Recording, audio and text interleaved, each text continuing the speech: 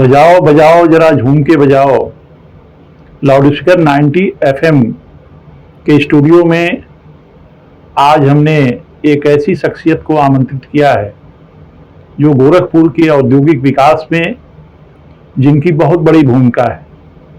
आज जो कुछ आप गीडा देख रहे हैं, तेजी से औद्योगिक विकास की जो रफ्तार पकड़ रही है, तो एक समय था जब इन लोगों ने एक सपना देखा था कि गोरखपुर में तेजी से औद्योगिक विकास हो, यहाँ उद्योग आए और इस दिशा में काफ़ी कुछ काम भी हुआ है। लेकिन आप अतीत की ओर देखेंगे, जब कभी इसकी कल्पना नहीं थी, तो हम आज आपको बहुत ज़्यादा देर तक इनका नाम अभी सामने रोक करके नहीं रख सकते।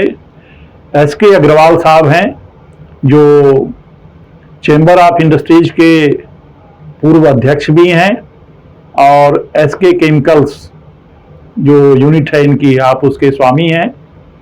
और सबसे बड़ी बात यह है कि आप प्रशासन और उद्यमियों के बीच एक सेतु का काम करते रहे हैं। तो एसके अग्रवाल साहब का हम अपने स्टूडियो में लाउडस्पीकर 90 FM के दर्शकों और श्रोताओं की ओर से हार्दिक अभिनंदन करते हैं। अग्रवाल साहब एक गोरखपुर को लेकर के एक बड़ी लंबी यात्रा है और औद्योगिक विकास की जब भी बात होगी तो आपका नाम सामने आएगा। आपके बारे में बता दूं कि आप 1971 में आज जो IIT रुड़की है, तब रुड़की विश्वविद्यालय हुआ करता था, वहाँ से आपने केमिकल इंजीनियरिंग की है और केमिकल इंजीनियरिंग करने के बाद आपने अपना खुद का उद्योग लगाने का निर्णय लिया।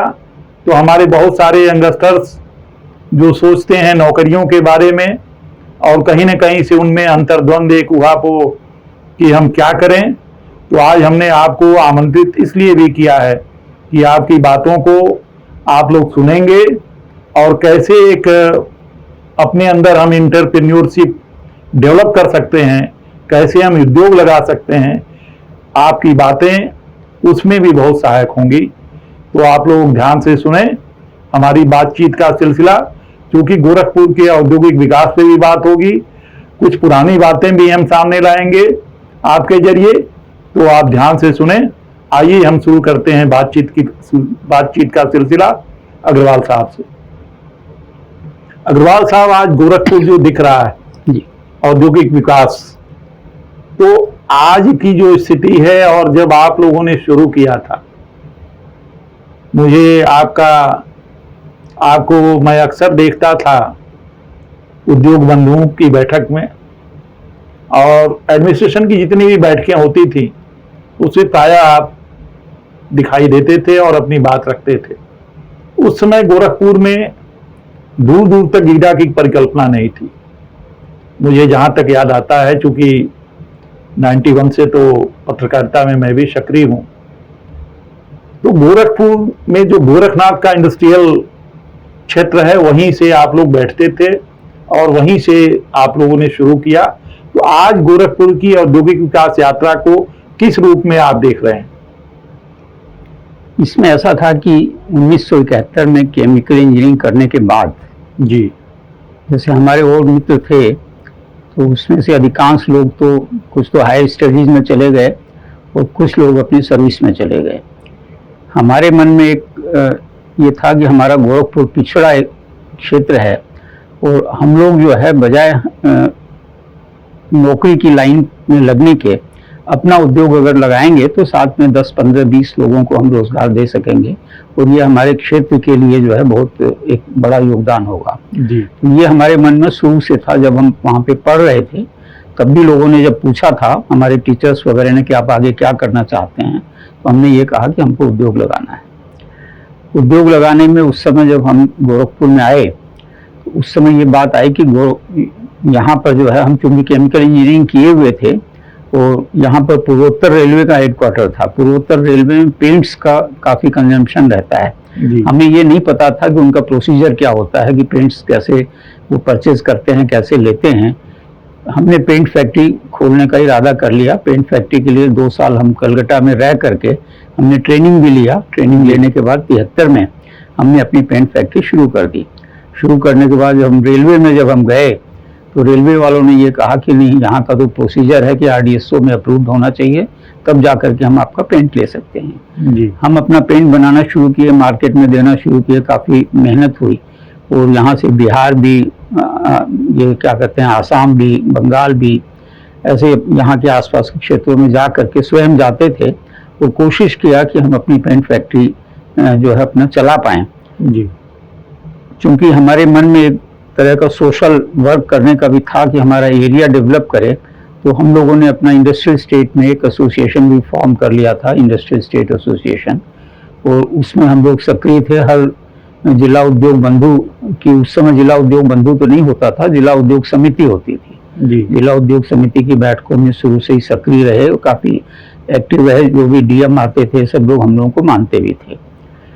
1980 के 80 के आसपास यहाँ पर जो है एक ज्वाइंट डायरेक्टर इंडस्ट्रीज आए थे, VM पांडे, विष्णु मोहन पांडे जी। उन्होंने ये कहा कि इस एरिया को अगर डेवलप करना है तो यहाँ पर बैकवर्ड एरिया की सुविधाएं अगर मिलेंगी तो डेवलप हो सकता है। और उस समय जो है बांसगांव जो अपनी तहसील थी, तो बांसगांव के अंदर तो जो है सब्सिडी मिलती थी। तो हम लोगों का ये कहना था बांसगांव के अंदर सब्सिडी दे करके भी आप क्या करेंगे, वहाँ जाने का कोई रास्ता नहीं और वहाँ पे किसी भी तरह का कोई डेवलपमेंट हो नहीं सकता। वो सब्सिडी अगर गोरखपुर में मिलती है, गोरखपुर को अगर पिछड़ा जिला घोषित करेंगे तो गोरखपुर के साथ साथ आसपास का सब इलाका वो विकसित हो सकता है। हम लोगों ने प्रयास किया। संजोग से मदन पांडे जी MP हो गए 1984 में। वो हम लोगों के मार्गदर्शक भी थे। उन्होंने कहा कि ये इंडस्ट्रियल स्टेट एसोसिएशन जो है, इसको आप लोग जो है चैम्बर ऑफ इंडस्ट्रीज का नाम दीजिए, जो एक बड़ा ब्रॉड सेंस में आ जाएगा, मतलब एक बृहद रूप धारण करेगा। तो हम लोगों ने चैम्बर ऑफ इंडस्ट्रीज की स्थापना उस समय की। और मेंबर्स हमारे पास कुल 30-32 मेंबर्स रहे होंगे, ज़्यादा मेंबर्स नहीं थे।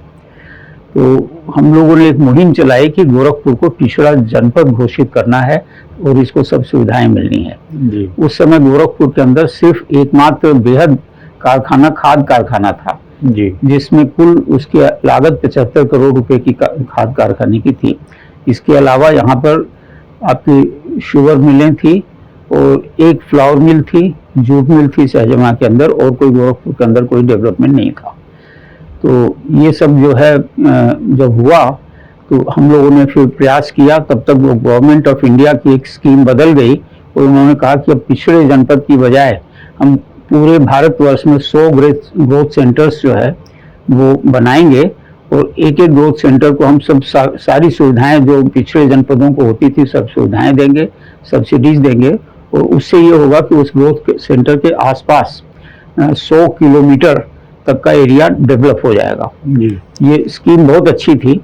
अब ये हम लोगों ने फिर ये किया कि भाई किसी भी तरह से गोरखपुर को ग्रोथ सेंटर डिक्लेयर अगर हो जाएगा तो गोरखपुर हो सकता है। तो हम लोगों ने काफ़ी डाटाज भी इकट्ठे किए। उस समय नरसिंह राव जी जो है प्रधानमंत्री थे, उनको भी पत्र लिखा, राजीव गांधी जी को भी पत्र लिखा, चीफ मिनिस्टर हमारे वीर बहादुर सिंह भी हुए, उसके बाद ND तिवारी जी भी हुए और मतलब मुलायम सिंह जी भी हुए। सबको पत्र लिख करके हम लोगों ने पूरा मुहिम छेड़ी और उसके बाद जो है इसको 1988 में धुरिया पार में जब नरेंद्र तिवारी चीफ मिनिस्टर होकर के आए तो उन्होंने सभा में घोषणा की कि गोरखपुर में नोएडा की तरह से एक डेवलपमेंट अथॉरिटी बनेगी। तो हम लोगों को बहुत विश्वास हो गया कि ये जो है काम तो हो ही जाएगा। लेकिन संयोग से ऐसा था कि उस समय कुछ राजनीतिक कारणों से गोरखपुर का नाम लोग जो है गोरखपुर की जगह बस्ती ले जाना चाहते थे। जी जी। तो फिर हम लोगों को उसके लिए एक लड़ाई लड़नी पड़ी। मदन पांडे जी ने आमरण अनशन की भी बात की कि हम आमरण अनशन करेंगे और उसके बाद इसको ग्रोथ सेंटर के उसमें जो 8 स्थानों का चयन करना था उसमें गोरखपुर को भी शामिल किया गया। तो गोरखपुर का जो है चयन हो गया, ग्रोथ सेंटर हुआ। गोरखपुर जब ग्रोथ सेंटर हो गया भारत सरकार की तरफ से, तो हमारी उत्तर प्रदेश सरकार ने भी इसको Gorakhpur industrial development authority Noida की तरह से इसको घोषित कर दिया। 30 नवंबर 1989 को जो है ये गीडा की स्थापना हो गई। लेकिन जमीनें नहीं थी। जी। अब जमीन नहीं थी तो उसके लिए फिर संघर्ष करना पड़ा। यहाँ पर अधिकारी भी नियुक्त हो गए। जी यहाँ का जो गंडक समादेश का कार्यालय था उसके अंदर जो है वो अधिकारी आ गए, बैठ गए, लेकिन उनके पास जमीन नहीं थी, तो क्या करेंगे, इंडस्ट्रियल डेवलपमेंट कैसे करेंगे। फिर हम लोगों ने लड़ाई लड़ी, तब तक कल्याण सिंह जी जो है चीफ मिनिस्टर हो गए थे। जी और कल्याण सिंह जी ने जब यहाँ पर हम लोगों ने अप्रोच करके कि आप गोरखपुर आने वाले हैं तो आप गीडा का शिलान्यास करिए, वो सामने ही हुआ। तो गीडा का शिलान्यास जो है 1991 में वो गीडा का शिलान्यास हुआ। और वो ये बोले कि यहाँ चूंकि जमीन नहीं है, मैं 5 करोड़ का चेक ले करके आया हूँ और उससे जमीन खरीदी जाएगी और यहीं पर जो है इसका वो होगा। तब से जो है गीडा का फिर डेवलपमेंट हुआ और उसमें जो है वो हालांकि उसके बाद भी संघर्ष बहुत हुआ, बाढ़ भी आई, सब कुछ हुआ, लेकिन लगातार डेवलपमेंट होता चला गया। और 2017 के बाद इधर के 7 वर्षों में तो ये जो डेवलपमेंट हुआ है वो डेवलपमेंट बहुत ज़्यादा। एक तो सबसे जरूरी था कि परमानेंट हमको अधिकारी मिलते चले गए। जी उसके पहले क्या था कि हर 6 महीने में वो सीईओ बदल ये जाते थे। बहुत समय तक कई बार तो कार्यवाहक लोगों कार्यवाहक ही थे ज्यादातर समय तक, मतलब आधे समय तक कार्यवाहक थे। जी कभी डीएम के पास, कभी सीडीओ के पास, कभी कमिश्नर के पास, ये जो है उसका चार्ज रहता था। जी और उसलिए उसका कोई डेवलपमेंट उस तरह से नहीं हो पाया। जी हालांकि गीडा का जिस समय ये अलॉटमेंट शुरू हो रहे थे उस समय कालका प्रसाद जी डीएम थे और वही सीईओ गीडा थे। जी तो उन्होंने वास्तव में हम लोगों को बहुत अच्छा लगा कि मतलब वहाँ पे कमिश्नर ऑफिस के अंदर एक बड़ा फंक्शन करके और उन्होंने सब एंटरप्रेन्योर्स को बुलाया वहाँ पर और उनको अपने हाथ से जो है प्लेट्स दे करके भोजन कराया। मतलब एक तरह का उत्साह था उनमें और अधिकारियों के उत्साह से भी ये काम हुआ है। बिल्कुल बिल्कुल जी। आज जो हम बात करें जिस तरह से थोड़ा सा हम दूसरे राज्यों की भी तुलना करेंगे। जी देखिए सबसे बड़ी लॉ एंड ऑर्डर में तो अब निश्चित रूप से कहीं कोई, और जिस तरह से महाराज जी के आने के बाद कानून व्यवस्था की स्थिति बहुत सुधरी है और कानून व्यवस्था एक बड़ा कारण होता है इंडस्ट्रियलिस्ट के आने का। तो गीडा में जो आपको आधारभूत सुविधाएं मिल रही हैं और इज आप डूइंग बिजनेस के नज़रिए से देखें तो आप गीडा की वर्किंग से और क्या अपेक्षा रखते हैं कि जो काम हो रहे हैं या जो हमारे इंडस्ट्रियलिस्ट आ रहे हैं, क्योंकि चैम्बर को रोज उन सारे कामों से, उन सारी समस्याओं से रूबरू होना पड़ता है। कोई भी इंडस्ट्रियलिस्ट आता है तो आपके जरिए ही, आपके एसोसिएशन के जरिए वो अप्रोच करता है। तो अभी जो गीडा की स्थिति है उसमें कितना आप नंबर देंगे और किस तरह के सुधार की अपेक्षा करते हैं आप? जैसे गीडा के अंदर काफी चेंजेज आए हैं जी एक तो हम लोगों ने ये जब से महाराज जी आए हैं जी हम लोगों ने 30 नवंबर को गीडा दिवस मनाने का भी वो किया है कि हर 30 नवंबर को जो है गीडा दिवस मनाया जा रहा है। जी और उसमें हमेशा महाराज जी स्वयं प्रेजेंट रहे हैं, जी उपस्थित रहे हैं। तो एक वहाँ के जो अधिकारियों में भी महाराज जी का एक तरह का वो है कि भाई मुख्यमंत्री जब इतने इंटरेस्टेड हैं जी तो हम लोग को भी कुछ काम करना चाहिए। जी तो काम तो हो रहा है जी लेकिन काम जिस गति से होना चाहिए उस गति से नहीं होता, क्योंकि वो अधिकारी पहले से बहुत से लोग थे, जब नीचे स्तर के जो अधिकारी थे पहले से भी थे, तो थोड़ा सा उनका एक जो मनोवृत्ति होती है वो थोड़ी सी चेंज होती है, लेकिन धीरे धीरे चेंज आ रहा है। जी जैसे नक्शा पास होने वाली बात पहले बीच में आती थी कि नक्शा पास होने में देरी होती है, ये सब चीज़ें तो अब ऑनलाइन सिस्टम करने के बाद से नक्शा भी टाइम से ही पास हो रहा है, सब चीज़ें टाइम से हो रही हैं। लेकिन फिर भी अभी कुछ कमी है जो ईज ऑफ डूइंग बिजनेस में अगर कह सकते हैं तो हम हमारे हिसाब से अभी 70% नंबर दे सकते हैं। अभी 30% की और गुंजाइश है जी कि वो 30% और मिलेगा जी तो उसमें होगा। इसमें थोड़ा सा जो वहाँ के अधिकारी और कर्मचारी हैं जी उनको भी थोड़ा सा एक तरह से जो है उनको प्रमोट करना पड़ेगा कि भाई आप कम से कम यहाँ के औद्योगिक विकास के लिए लगे हुए हैं और आप लोग रेगुलेटरी अथॉरिटी नहीं है कि आप किसी को सजा देने के लिए हैं, आपको डेवलपमेंट के लिए काम करना है। जी तो ये थोड़ा सा उनके दिमाग में रहे कि अगर डेवलपमेंट होगा तो आपका भी नाम होगा, जी ये थोड़ा करना पड़ेगा तो ठीक है। एक बात ये बार बार होती है कि गीडा को इंडस्ट्रियल और आईटी हब बनाने की बात होती रहती है। हाँ इसको किस रूप में आप देख रहे हैं कि ये बात आगे बढ़ रही है या धरातल पे ये बात कितनी साकार होती लग रही?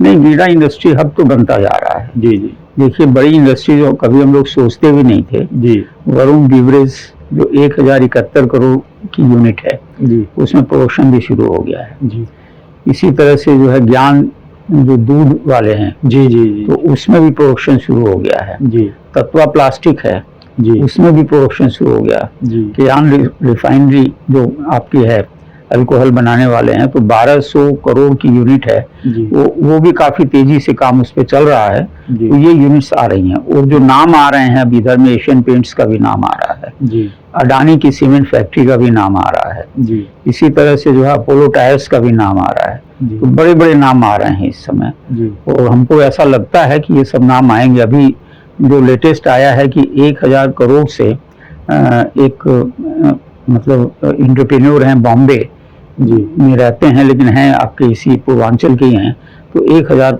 करोड़ से वो इंटीग्रेटेड टेक्सटाइल यूनिट लगाने वाले हैं।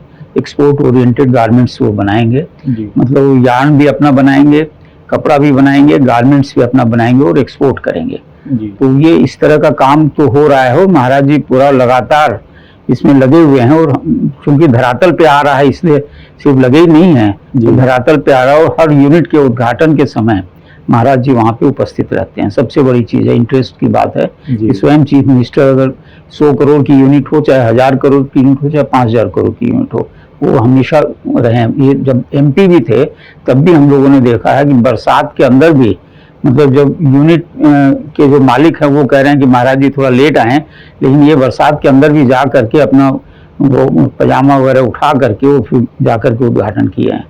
तो ये महाराज जी तो अनुज अग्रवाल जी से मेरी बातचीत हुई थी, हाँ जो ज्ञान डेयरी के MD हैं। हाँ, तो उन्होंने ये बात बताई कि मुझे बहुत अच्छा लगा कि हम जब आए तो तुरंत हमको प्लाट मिल गया, और उसके बाद जब हमने काम शुरू किया तो यहाँ से CEO का फ़ोन गया कि आप ओपनिंग इतने तारीख को आप करने वाले हैं, तो महाराज जी उस दिन उपस्थित रहेंगे। हाँ बिल्कुल। तो ये बहुत उत्साह के लिए होता है। बहुत गर्व की बात है कि आज योगी जी हैं। नहीं, बहुत उत्साह होता है, और इससे सारी चीजें, क्योंकि हम तो योगी जी के साथ में जब से MP हुए हैं तब से जुड़े हुए हैं जी। और मतलब आप ये समझ लीजिए कि योगी जी ने हर स्टेज पर, मतलब टेक्सटाइल पार्क की यहाँ पर एक परिकल्पना आई थी, टेक्सटाइल पार्क सैंक्शन भी हुआ था जी, लेकिन वो आपस के कुछ लोगों के कारण या किसी का इंटरेस्ट था कि वो इस जमीन को वो खुद लेना चाह रहे थे, इस चक्कर में कहीं ना कहीं वो गड़बड़ हुआ जी। तो उस जमीन में ये था कि बिना जमीन के टेक्सटाइल पार्क सैंक्शन नहीं हो सकता है जी। और जमीन नहीं थी टेक्सटाइल पार्क के पास में, तब भी सैंक्शन हुआ, वो महाराज जी के कारण हुआ। अब क्या स्थिति है टेक्सटाइल पार्क? टेक्सटाइल पार्क तो खत्म हो चुका है जी।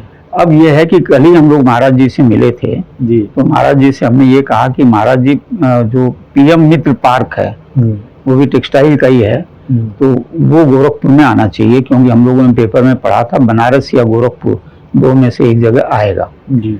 तो महाराज जी ने ये कहा कि पूरे प्रदेश में अभी तक एक ही सैंक्शन हुआ है, वो हरदोई में 1000 एकड़ में वो बनेगा और उसके अंदर काफी रोजगार भी मिलने की बात है। जी। तो अभी उनके उसमें वो नहीं था, लेकिन अगर दूसरा PM मित्र पार्क आएगा तो वो हम लोगों ने यही कहा कि वो गोरखपुर में ही आना चाहिए। जी जी। यहाँ जो गोरखपुर और पूर्वांचल, यहाँ जो रॉ मटेरियल्स हैं, हाँ, उसको देखते हुए किस किस तरह की इंडस्ट्रीज यहाँ और लगाई जा सकती हैं या उनके आने की उम्मीद है यार? देखिए रॉ मटेरियल तो जो है यहाँ पर जैसे एग्रीकल्चर सबसे बड़ा वो है जी। और एग्रीकल्चर के अंदर जो है ये समझ लीजिए कि जैसे हमारे यहाँ केला बहुत होता है जी, केले की इंडस्ट्री भी लग सकती है, केले का पाउडर भी बनता है, केले के चिप्स भी बनते हैं जी। ये थोड़ा सा हमको इम्प्रूवमेंट करना पड़ेगा। केले की खेती खूब हो रही है और इवन कि केले के जो आपका ऊपर का छिलका होता है उससे रेशा निकाल करके कपड़ा भी बन रहा है कुशीनगर में जी, केले के उस पे, तो वो काम हो सकता है काफी ज्यादा जी। इसी तरह से हमारे यहाँ आम जैसे होता है, अभी हम लोगों ने पढ़ा है कि गवर्जित आम का भी जो है GI टैग मिलने की बात चल रही है, तो गवर्जित आम भी जो है हम एक्सपोर्ट करने की स्थिति में रहेंगे कि हम एक्सपोर्ट कर सकते हैं जी।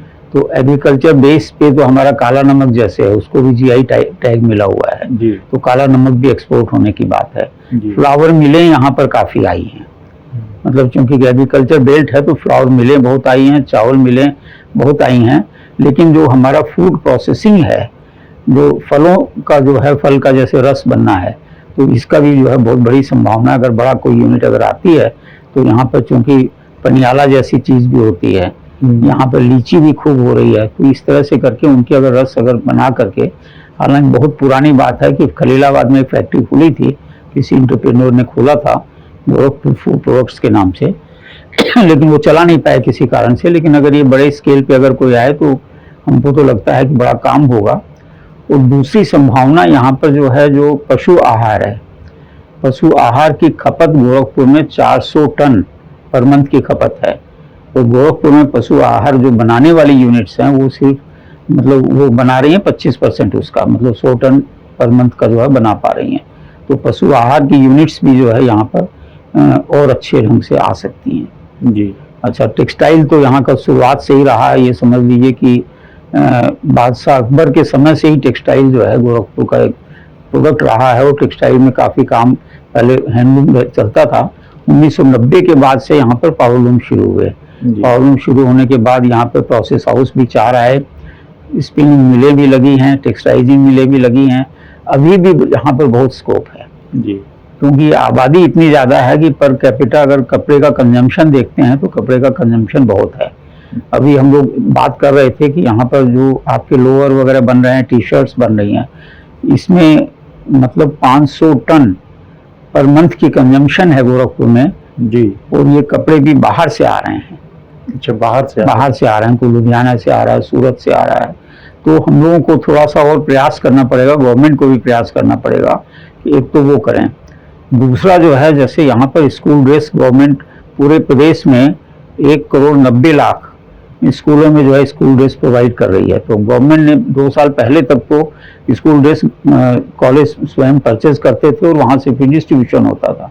तब वो यूनिट्स भी बहुत चल रही थी जी। अब वो उन्होंने पैसे भेजने शुरू किए हैं, तो पैसे भेजने के बाद से लोगों ने स्कूल ड्रेस खरीदना ही बंद कर दिया, क्योंकि वो पुरानी से काम चला लेंगे, चाहे जैसे भी करके चला देंगे। तो महाराज जी को वो भी कहा था हम लोगों ने जी। तो वो उन्होंने, हमको लगता है कि ये सोच करके किया होगा कि वो स्कूल ड्रेस पता चला कि उसके अंदर भी काफी भ्रष्टाचार की बात होगी, इसलिए उन्होंने बंद किया होगा। लेकिन हमको अल्टीमेटली लगता है कि वो काम शुरू होना चाहिए, क्योंकि यहाँ पिपरोली वगैरह में बहुत स्कूल ड्रेस बनती थी, आपका मगहर में बहुत ज्यादा बनती थी, काफी स्कूल ड्रेस पे काफी लोग डिपेंडेंट थे, वो सब बंद पड़े हुए हैं इस समय जी।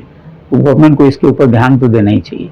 ये पावरलूम की, जैसे ये बुनकर थे यहाँ, हाँ, बुनकर इनका हथकरघा उद्योग था, हाँ, तो अब तो उनकी स्थिति अब वो रही नहीं। ना स्थिति नहीं रही, हथकरघा तो बंद हो ही गया, कहीं प्रैक्टिकली बंद हो गया। एक तो क्या हुआ है ना कि गोरखपुर में कभी हम लोगों ने जो है जैसे डिजाइन्स में की तरफ या इम्प्रूवमेंट की तरफ से नहीं सोचा। और दूसरा क्या हुआ कि यहाँ पे जो हैंडलूम कॉर्पोरेशन था या और जो गवर्नमेंट की परचेजिंग थी ना, उसके अंदर मतलब थोड़ा ऐसा सब स्टैंडर्ड का जो परचेजिंग होती थी, उसके कारण भी जो है यहाँ के उसका नुकसान बुनकरों को ही हुआ। वो तो हैंडलूम कॉर्पोरेशन भी बंद हुआ और हमारे बुनकरों को भी काम मिलना बंद हुआ। अब हैंडलूम में पानीपत है, इरोड है, ये सब आगे बढ़ते चले गए और हम लोग पिछड़ गए, जबकि हम लोग नंबर 1 पे थे हैंडलूम के अंदर। वो सिर्फ हमने अपने को इम्प्रूव नहीं किया, इसके कारण वो चला गया। एक बात अगर जो आती है कि जैसे जो दूसरे राज्य हैं, हाँ, उनसे हम तुलना करें, महाराष्ट्र है, तमिलनाडु है, गुजरात है, वहाँ भी इंडस्ट्रीज काफ़ी आ रही, तो वहाँ की तुलना अगर जो हम करें यहाँ से, तो आप वहाँ को और यहाँ की दोनों के कंपैरिजन में यहाँ की स्थिति क्या पाते हैं कि कुछ और भी, जैसे वो राज्य अपने उद्यमियों को आकर्षित कर रहे हैं, तो यहाँ और क्या होना चाहिए जिससे और तेज यहाँ का औद्योगिक विकास हो?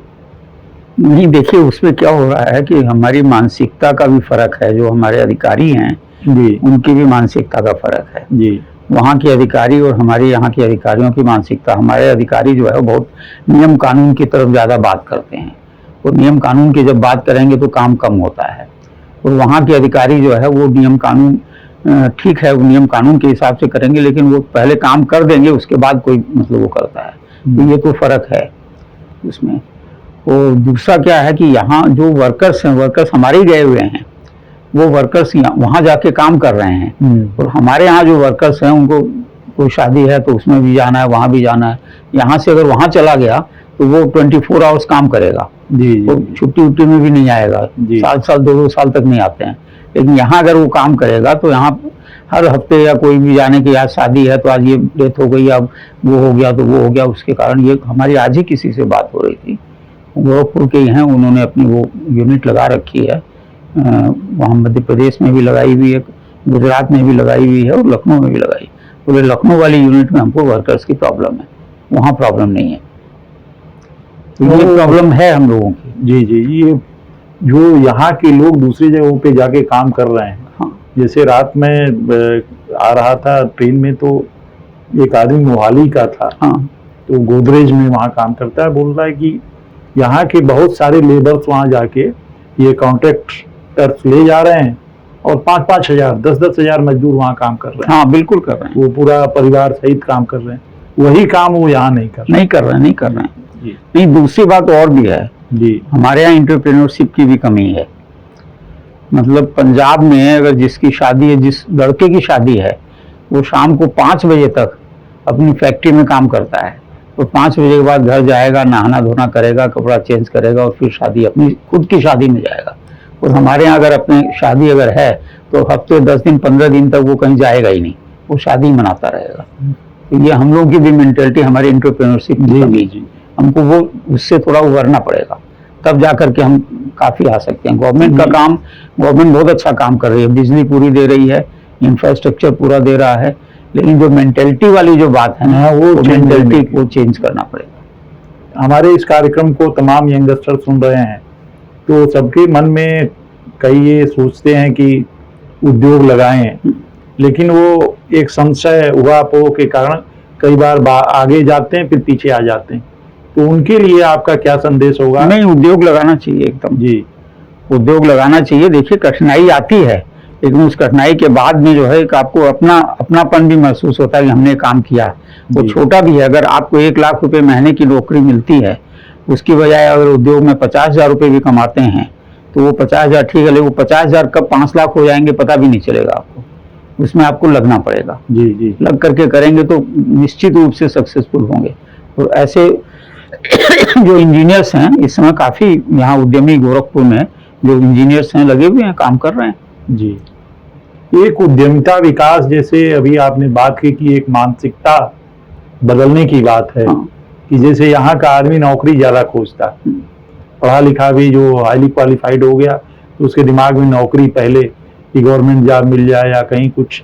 तो इसको एक बदलने के लिए हमारा जो इंडस्ट्री डिपार्टमेंट है, इनसे भी आप लोगों की मीटिंग बराबर होती रहती, और बीच में तो ये उद्यमिता विकास वगैरह का कुछ प्रशिक्षण वगैरह भी देते थे, लेकिन वो बहुत मुझे लगता है कि धरातल पे फॉर्मेलिटी है, वो फॉर्मेलिटी है, कुछ वो नहीं पाता। वो फॉर्मेलिटी है। और दूसरा जो है, हम तो शुरू से कहे कि उद्योग विभाग को जो है इनको और थोड़ा सा सक्षम बनाना चाहिए। जी, तो उद्योग विभाग में अच्छे अधिकारी जो इंजीनियर्स वगैरह हों वो उद्योग विभाग में, लेकिन उनको फिर आप उसी तरह से स्टेटस भी आपको देना पड़ेगा। जी। अब उद्योग विभाग का अधिकारी अगर एक मान लिया ईडीएम या कोई भी है वो उसको हड़का के रखता है, तो फिर वो कोई अच्छा आदमी आएगा भी नहीं आएगा, अच्छा आदमी नहीं आएगा। मतलब इसको थोड़ा सा आपको बिल्कुल अलग देना पड़ेगा, उद्योग विभाग को एक अलग से स्टेटस देना पड़ेगा, उनको सम्मान देना पड़ेगा, तब जा करके उसमें होगा। तो ये हमारा उद्योग विभाग तो शुरू से ही हम लोग देखते हैं कि मतलब पहले तो हम लोग यही कहते थे कि ये पोस्ट ऑफिस है, यहाँ आपने एप्लीकेशन दी वो आगे फॉरवर्ड कर देंगे, उनके पास कोई पावर ही नहीं है। और अभी भी सही बात यह है कि उनके पास इस तरह का कोई पावर नहीं है। और उद्योग विभाग को हम मतलब गवर्नमेंट को थोड़ा सा उद्योग विभाग के प्रति ध्यान देना चाहिए, और उद्योग को हम लोग तो यही कहते हैं कि उसको लास्ट प्रायोरिटी में दिया जाता है, मतलब लास्ट प्रायोरिटी में देते हैं। जी जी। तो उद्योग को तो पूरा देना चाहिए। हम नासिक में गए थे, ये जो हम लोगों का वास्तव में जो गीडा की शुरुआत हुई थी ना जी, तो नासिक गए थे। तो नासिक में एक वीसी मालवाड़े करके थे, वो जनरल मैनेजर डीआईसी के थे, लेकिन वो इतने एक्टिव थे, उनकी डायरी के अंदर पूरी इंफॉर्मेशन रहती थी, मतलब इतने एक्टिव थे वो। हम लोगों को लगा कि ऐसे अधिकारी जो है होने चाहिए। जी जी। तो आपने अभी ये बहुत सारी चीजें, अभी इसकी क्या स्थिति रह गई? ये गोरखनाथ जो आपका इंडस्ट्रियल बेल्ट है, ठीक है वो ठीक है? हाँ हाँ ठीक है। अच्छा, बहुत सारी इकाइयां तो अब गीडा में ही चली गई। अब वहाँ पे तो कोई जगह थी नहीं। जी जी। तो ज्यादातर गीडा में चले गए, जिसको थोड़ा सा लगाना था तो गीडा में चले गए। अच्छा, धुरिया पार के लिए भी महाराज जी ने घोषणा की है कि धुरिया पार में आ रही है, यूनिट्स आएंगे धुरिया पार में। जी। धुरिया पार में एक्विजिशन चल रहा है, लेकिन एक्विजिशन में भी ऐसा लगता है कि अभी थोड़ा सा जो है वो इसमें थोड़ा विशेष ध्यान देना पड़ेगा गवर्नमेंट को भी जी। एक्विजिशन जो है थोड़ा तेज हो जाए। उसमें लैंड बैंक अभी उनके पास लैंड बैंक कम है जी, लेकिन प्रयास है। लेकिन वही मैंने कहा ना कि गवर्नमेंट को जो थोड़ी जो तेजी होनी चाहिए थी वो तेजी अभी नहीं है जी। लैंड बैंक में जो तेजी होनी चाहिए थी वो तेजी नहीं है। एक आप लोगों के बीच में ये गीडा से लेकर के और चूंकि ये कट्स वगैरह जो बंद हो गए, हाँ, तो इसकी वजह से इंडस्ट्रीज को काफी दिक्कत आ रही थी। हाँ, तो उसके लिए एक ऑल्टरनेटिव दिया गया है जी। ऑल्टरनेटिव में मेरे ख्याल से प्रपोजल गया है, वो ऑल्टरनेटिव हो जाएगा, जल्दी हो जाएगा जी। तो उसके बाद फिर दिक्कत नहीं आएगी। उसके बाद एक और प्रपोजल भी हमारे जो सांसद हैं उन्होंने दिया था कि वहाँ पर एक वो जो फ्लाईओवर बनना चाहिए जी गीडा के आगे। जी। तो पहले अगर वो रोड पहले बन जाए उसके बाद फ्लाईओवर बने तब तो ठीक है, क्यों फ्लाईओवर जब बनेगा तो सब डिस्टर्बेंस बहुत ज़्यादा हो जाएगा। जी जी। तो अगर वो रोड नहीं बनेगी और फ्लाईओवर बनना शुरू हो जाएगा तो फिर मुश्किल हो जाएगी। तो अभी आप लोगों की इस बारे में महाराज जी से बातचीत तो हुई होगी, और ये तो मुश्किल मुझे लगता है कि भूतल परिवहन मंत्रालय वो गडकरी साहब के पास ये वहाँ से सैंक्शन होगा। हाँ, ये NHAI का मामला है। जी जी। NHAI वालों को उन्होंने भेजा है, यहाँ से गीडा से गया है जी।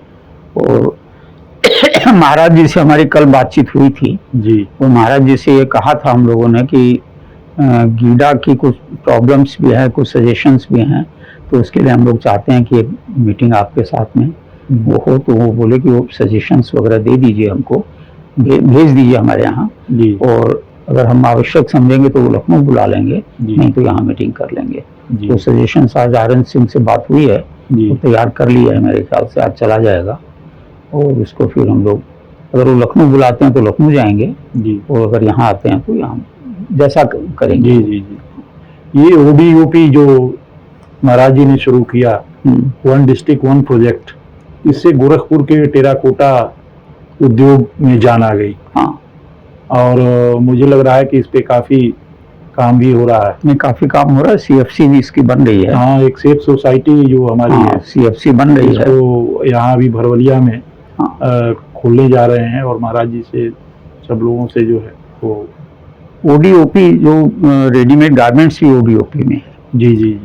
और रेडीमेड गारमेंट्स के ऊपर जो प्रयास होना चाहिए था, अभी वो प्रयास कल भी हम लोगों ने बोला है महाराज जी को कि रेडीमेड गारमेंट में आपका आशीर्वाद। बीच में तो काफी बात हो रही थी कि रेडीमेड गारमेंट्स की, उन्होंने ये बोला ही है कि हम हब बनाएंगे रेडीमेड गारमेंट का जी। तो हमको लग रहा है कि अभी इसमें और प्रयास की जरूरत है। और दूसरा हमने ये कहा कि जो आपका रेडीमेड गारमेंट पार्क बनाया है वो पार्क के अंदर यूनिट्स आ नहीं पा रही हैं।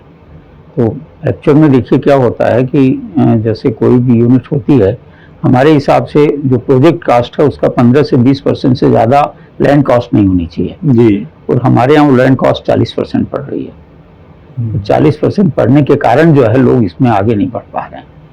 तो उसका एक ही तरीका हम लोगों ने पहले भी बोला था कि आप सब्सिडाइज कर दीजिए या गीडा को अनुदान दे दीजिए जी।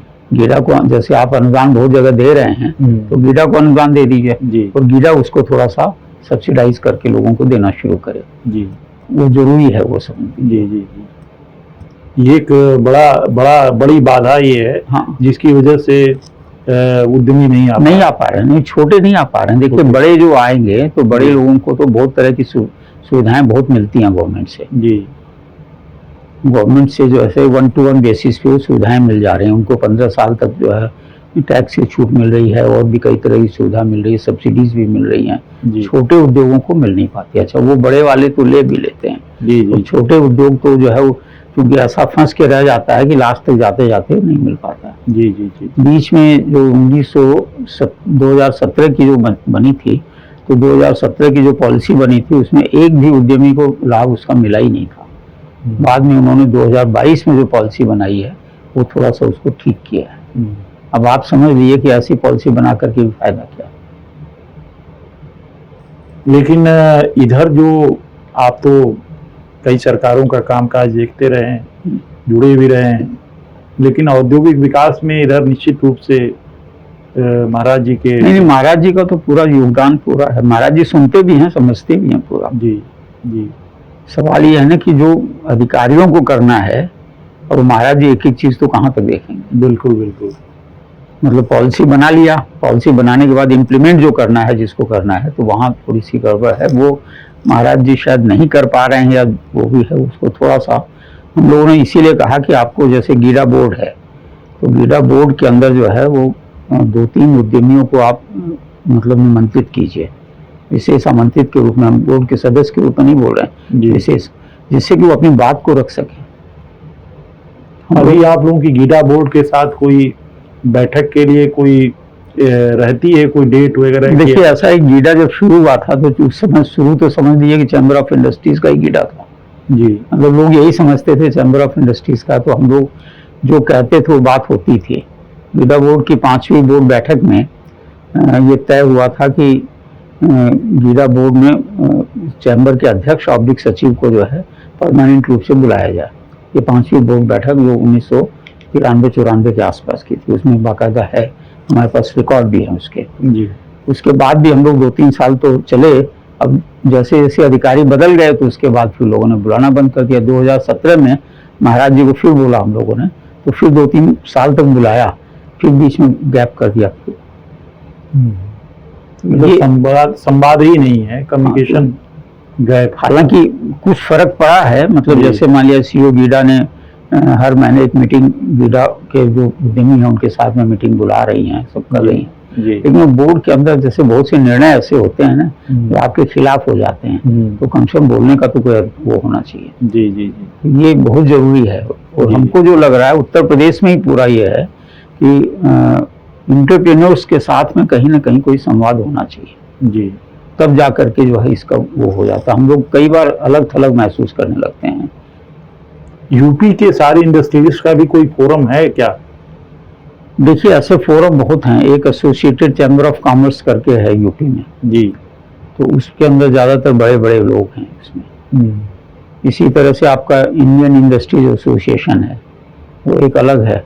चैम्बर ऑफ इंडस्ट्रीज तो सिर्फ गोरखपुर के लिए हम लोगों ने जब बनाया था तो हम लोगों से बहुत लोगों ने कहा कि आप उसमें शामिल हो जाइए। उसमें हम लोगों ने कहा भाई हमारी समस्याएं ऐसी हैं कि हम किसी और के साथ में अटैच नहीं हो सकते हैं, और ये ठीक भी था वो, तो हमारी समस्या मेन तो इसको कैसे भी वो बैकवर्ड का दर्जा दिलाना था, तो उसके लिए हम लोग लगे रहे जी।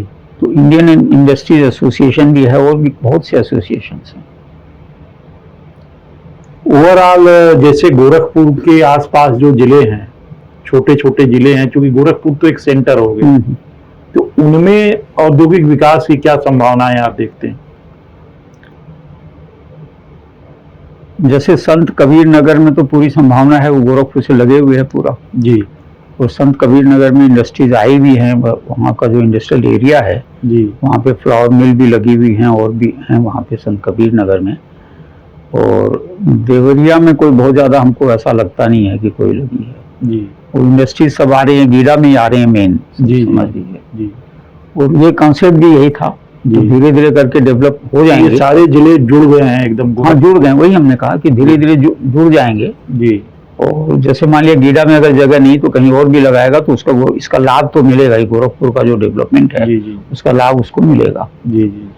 तो जिसको भी जैसी जरूरत, अभी तो गीडा में चूंकि जगह बहुत है इसलिए लोग गीडा में आ रहे हैं। लैंड बैंक इनका रिच है। हाँ, लैंड बैंक है गीडा में पूरा जी। और धुरिया पार में भी काफी लैंड, 5,500 एकड़ लैंड ले रहे हैं धुरिया पार में जी। तो हमको लग रहा है कि लैंड बैंक की कोई दिक्कत नहीं आएगी। तो इस समय तो गीडा का विस्तार बहुत अच्छा हुआ और अभी गीडा के अंदर जो ये 0 पॉइंट पे पूरा एक नया गोरखपुर की तरह से बसा रहे हैं वो अपने आप में है। ये कंसेप्ट हम लोगों ने 1989 में जब यहाँ पर डीके कोटिया थे, जी जी जी, शासक भी थे, जीडीए के वीसी भी थे, उस समय उनका भी ये कहना था कि हम राप्ती के उस पार जो है वो नया गोरखपुर बसाएंगे और वो लगे भी थे उसमें, लेकिन चूंकि डीके कोटिया भी चले गए, सरकार भी चली गई। आज भी हमने कई बार बोला है इनको कि जैसे हैदराबाद और सिकंदराबाद है तो उसी तरह से सिकंदराबाद के तर्ज पे जो है आप इसको पूरा एरिया डेवलप कर लीजिए जी। और वो पूरा एरिया डेवलप करेंगे, इंडस्ट्रियल एरिया भी है और मतलब रेजिडेंशियल भी हो जाएगा, सारी बाजार भी हो जाएंगे, तो ये अपने आप में हो जाएगा और गोरखपुर का जो कंजेशन है वो कम भी हो जाएगा। जी, वो धीरे धीरे हो रहा हमको लग रहा है, हालांकि और तेजी आधारभूत ढांचा तो काफी, हाँ, इंफ्रास्ट्रक्चर पे तो काफी काम लेकिन हुआ। तेजी चाहिए, थोड़ी और तेजी चाहिए। जी जी जी, हालांकि ये 7 साल में इन्होंने इतनी तेजी की है, पहले हुआ ही नहीं था कुछ भी, पहले हुआ ही नहीं था। पहले हुआ नहीं था, तो 7 साल में बहुत तेजी आई है। अब तो पावर वगैरह की कोई प्रॉब्लम ना, नहीं। पावर की बिल्कुल नहीं। पावर तो आप ये समझ लीजिए कि जब योगी जी आए हैं उसी दिन से पावर मिलना शुरू हो गया। मतलब ये अचानक जिसको कहते हैं ना, ये कभी ऐसा होता नहीं है। जी जी, उसी दिन से पावर मिलना शुरू हुआ। मतलब उसके 10 दिन पहले तक ये था कि दिन भर में 6 घंटे 8 घंटे बिजली नहीं रहती थी, और जिस दिन ये आए हैं तो अचानक कुछ मिरेकल हो गया तो पावर मिलना शुरू हो गया। हाँ, बिजली के लिए बहुत रोना होता था। हाँ, लोग जाम लगाते थे, तमाम रोज सब स्टेशन पे पथराव होते थे, विद्युत अधिकारियों के साथ तो घटनाएं इस होती। मामले में तो हम वही कहेंगे कि भाई योगी जी तो हमारे स्पेशली गोरखपुर के लिए क्या पूरे यूपी के लिए भी एकदम अच्छे हैं। जी जी जी जी कहीं कोई वो नहीं। जी। तो अग्रवाल साहब, और कोई संदेश आपका युवाओं के लिए हो तो आप बताएं। नहीं, युवाओं के लिए ये है कि युवा जो है इस समय स्टार्टअप्स का जमाना है जी, और नए नए तरह के वो आ रहे हैं। इवन कि आप ये समझ लीजिए कि हमने देखा है जो इंजीनियर्स हैं, अब इंजीनियर्स चाय बना रहे हैं गुड़गांव में जी, और चाय 500 तरह की चाय है उनकी, जी, और कई जगह उन्होंने अपने फ्रेंचाइजीज भी दिए हैं और सब दिए हैं। तो माइंड सब है, हमारे जो युवा हैं सबके पास दिमाग है, और सिर्फ नौकरी की तरफ न जा करके कुछ नए इन्वेंशंस करें, नया वो करें, और साथ में कम से कम 20-30-40 लोगों को जोड़ें, तो हम समझते हैं कि एम्प्लॉयमेंट भी खत्म होगा। क्योंकि वो जो है उनकी एक बेसिक नॉलेज भी है और उनकी सोचने की ताकत भी अलग होती है। जो हमारे इंजीनियर्स हैं या जो भी युवा पढ़े लिखे हैं उनकी ताकत अलग होती है, तो उनको बिल्कुल बजाय नौकरी की तरफ जाने के कुछ नया करेंगे तो हम समझते हैं कि वो ज़्यादा अच्छा रहेगा और निश्चित रूप से सक्सेस मिलेगी। लगता है कि परेशान है लोग, ऐसा नहीं है, परेशानी सक्सेस मिलेगी, निश्चित रूप से मिलेगी। बहुत बहुत धन्यवाद अग्रवाल साहब, आपने आज इतनी महत्वपूर्ण जानकारी दी, चैम्बर के बारे में बताया और गोरखपुर के औद्योगिक विकास की इस पुरानी यात्रा का जिक्र किया। तो हम एक बार फिर लाउड स्पीकर 90 FM के दर्शकों और श्रोताओं की ओर से आपका हार्दिक आभार व्यक्त करते हैं। बहुत बहुत धन्यवाद। बहुत बहुत